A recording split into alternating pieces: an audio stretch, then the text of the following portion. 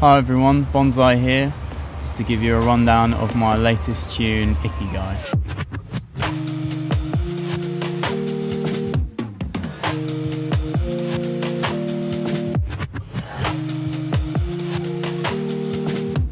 The idea of Ikigai came from the same name of the Japanese teaching. It's basically revolves around finding your purpose in life, and it's something that really resonated with me when I discovered it. I spoke about how making music is so important to me in the previous episode for Onyx, but when I found Ikigai, or the concept behind Ikigai, it kind of reaffirmed some of the thoughts and beliefs I had at the time anyway. To me it seemed quite clear that I'd found my Ikigai, so to speak. I've always been creative.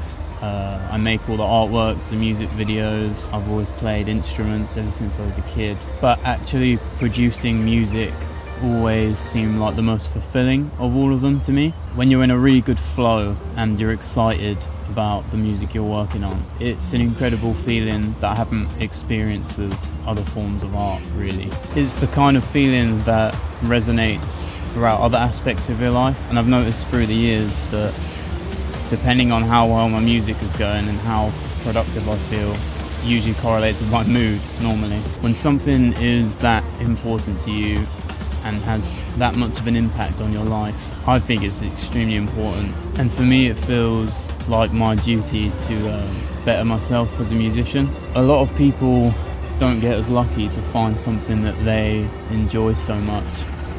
You know, we're kind of raised in a society where money, possessions and climbing up the social ladder are the most important things. But really when you find that one thing that resonates with you, your attention, goals and beliefs shift to the point where none of that stuff really matters anymore. All that matters now, or at least for me, is continuing to have the drive to push myself to make music that represents me as an individual. Everyone's unique, everyone has a story to tell, and for me I just do it through music.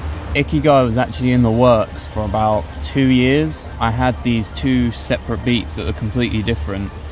That was actually the first section of the track and the last section. They'd kind of just been sitting around for so long. I think I made the first one and then 6 months later I made the second one, and it wasn't until like a year later that I kind of decided to try and stitch them together. Once I had them in the same project, I matched the key and the tempo and set about creating a middle section for the track. Probably the hardest part about writing this tune was trying to figure out how I could transition to the last beat in the track, because it's kind of a completely different vibe to everything that like plays before it.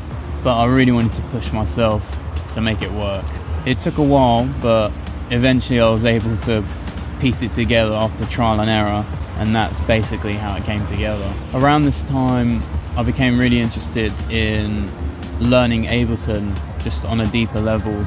I've been using the software every day for like 5 or 6 years now, so I really just wanted to understand more about it and how I could push it to work more in favour for my music. One of the tricks I discovered was from Mr. Bill's YouTube channel. He basically used Ableton's warp features to create exponential rhythms, and I basically took this idea and incorporated it into some of the elements of my track. So here I've got this vocal sample. I'll just give a quick demonstration of how that sounds. Since I met your heart, I feel I can fly higher. It's a pretty standard vocal sample. From his video I learned this. If you take your sample, set the warp on, click on the little warp marker here, and then turn the sequence BPM as high as it will go. So we'll stretch out, I think it's 999, yeah. And then you want to change the warp mode to texture. If I play this back now, what happens is it turns the sample into kind of like a granular texture.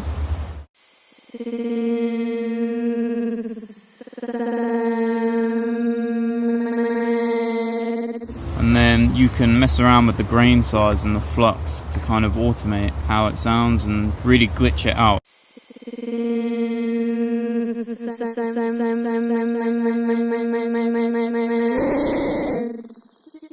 Of course, you can then record this, bounce it out, freeze it, and then use it however you want, really. In Mr. Bill's video, he uses a kick and he uses it to make exponential rhythms, but in Ikigai I used it on one of the vocal samples and added it to the ambient section. This kind of added like just kind of a glossy layer over the top, just to add to the dreaminess of that section. And that's my rundown of the history behind Ikigai. Again, feel free to message me on Instagram and let me know what you think of the track with a comment below. I wanted to take this opportunity to thank everyone for the support on Onyx. Just so you know, you can download the track for free on Bandcamp. I've got the link included in my link tree below. Thank you for watching. I hope you're all doing well and keeping safe in these weird times, and you'll be hearing from me again very soon.